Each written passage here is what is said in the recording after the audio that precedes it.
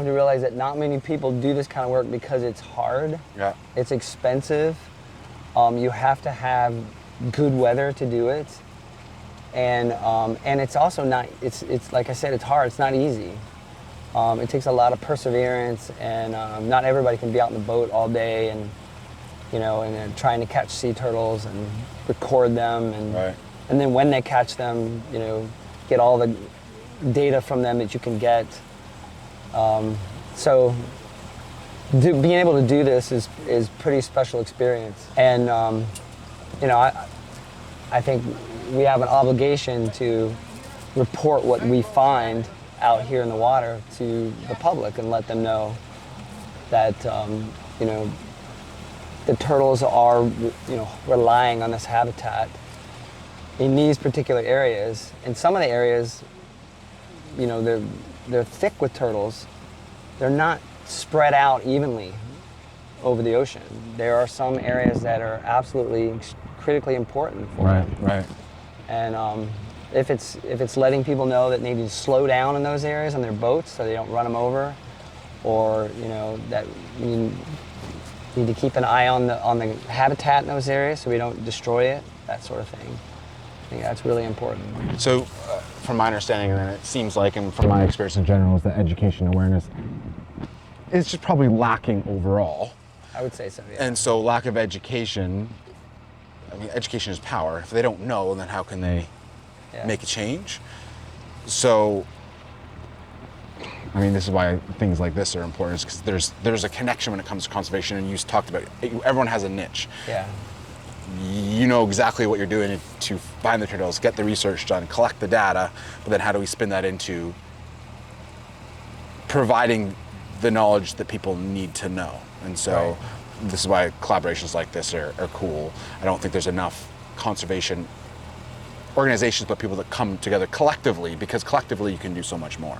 Right. So one of the hardest things to do as a field biologist like myself is imparting the knowledge that I have onto the public, to say, look, we're out there in the environment working on these animals, collecting data, and we see this happening or we see that happening. And it's really important that people realize that we're not just sounding alarm as if we're alarmists or anything like that. We're actually objectively looking at it and saying, look, the habitat in this area is maybe going bad, or the development in this area is getting so bad that it's destroying the habitat. And there needs to be people out there that care about that, because once we lose our turtles, we start losing other things. Like it's a cascading effect. Eventually it just comes back to us. Yeah. It does every single time. Everything comes back to us. So we can't keep losing all the species and habitat in the world, because it's going to affect us. It's already affecting us in many places. So obviously today we only got one. The hope was to get many Kemp's Ridleys. Right. What's the issue? Why has it been so hard to find them? Hard to say, but they are out of the 3 species we see on the coast, the least abundant. And because they are also the most endangered sea turtle in the world. Their food source is missing in this area, and they've moved on to some other areas where they can find better food. For this particular project, in general, we can get movement and home range, like where the turtles are spending their time, which is, as you can tell, we don't really know that right now. We know we've seen them in the past, but we're not really sure where they're spending their time out in this area when the water's relatively warm. And more importantly, we don't know where they're going during the winter when the water gets cold enough to make them move south of here. These animals obviously depend on a food source, usually crabs, and a place to shelter. And by learning where they're going, even during the winter, we'll be able to know what kind of areas they're utilizing, so that we can, let wildlife officials know that these are really important foraging habitats for these endangered species. Now, turtles obviously play a role in the ecosystem. What are some key things that they do in the ecosystem? Obviously, all have a role. But What do sea turtles do? Like, what is their importance? Well, the neat thing about sea turtles is that they travel across ocean basins, across country boundaries of water. So what the turtles are doing here during this period of life, when they get older, they're going to be spending their time maybe foraging on the coast of Mexico or in the Caribbean or up in the state of Texas or something like that, these particular turtles. So they don't stay in one area. And so the conservation importance is that where they're going and the kinds of things that impact them, like boat traffic or fishing line or commercial fisheries, those things are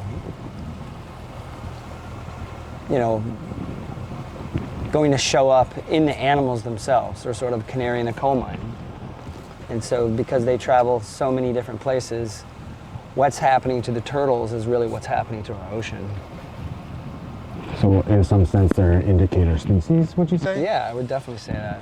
And so when you're talking about threats, obviously there's some key ones that you mentioned, but there's obviously other ones that people don't realize that they're doing on a daily basis, which is like lights and things like that. How does... On the nesting beach, where adults are nesting. Does that play into every single species? Yes, pretty much. Yeah. And you're talking about Kemp's Ridley that obviously essentially on the brink of extinction when it comes to being critically endangered. They've been coming back some way in the last 30 or 40 years, but I don't think we can, let our guard down in terms of the number of Kemp's Ridleys nesting, because it's still fairly low. And so what we're doing out here is, instead of what a lot of people end up doing, which is the easiest thing to do, is to study them on the nesting beach when they're adult females. We're actually getting our hands on these turtles as juveniles, where they're not yet adults. Right. They're still, say, 10 or 15 years more to mature, more years to actually reach maturity, and we're finding out what they're doing, when they're young, they're immature. And so it's sometimes it can be hard work. It's out on the water looking for sea turtles, and long days on the water, and sometimes you find them and sometimes you don't. Well, what I always find the most interesting is that, people see what organizations are doing or seeing what I'm out doing. They're like, that's so cool, like you get to do that. But when you really think about, there's a difference. Like, what I'm doing can be cool, but why is more important. And if you really think about the why, it's kind of sad.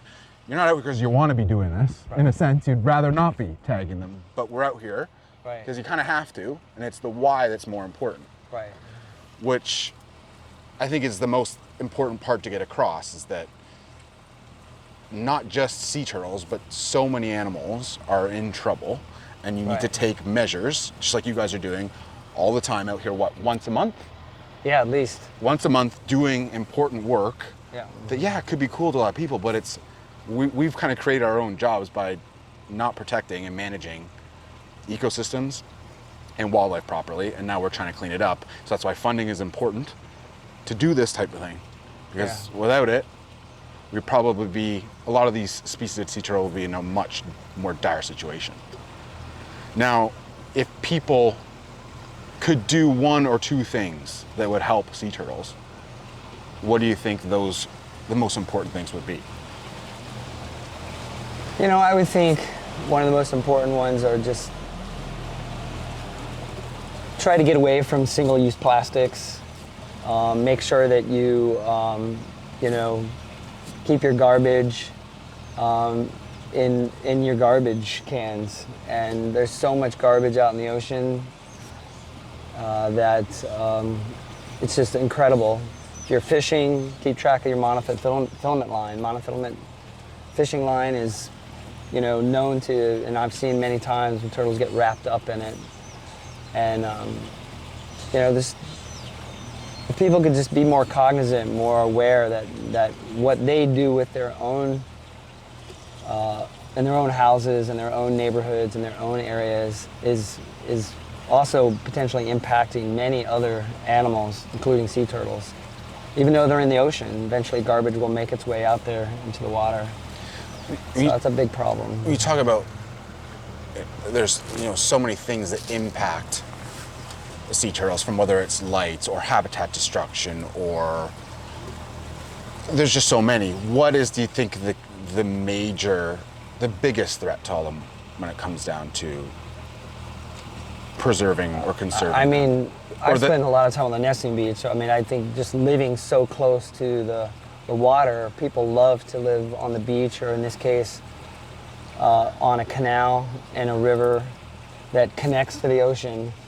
And that's great, but they need to realize that they have to have a responsibility to that everything they do next to the beach or on the ocean impacts the animals that are living in the water.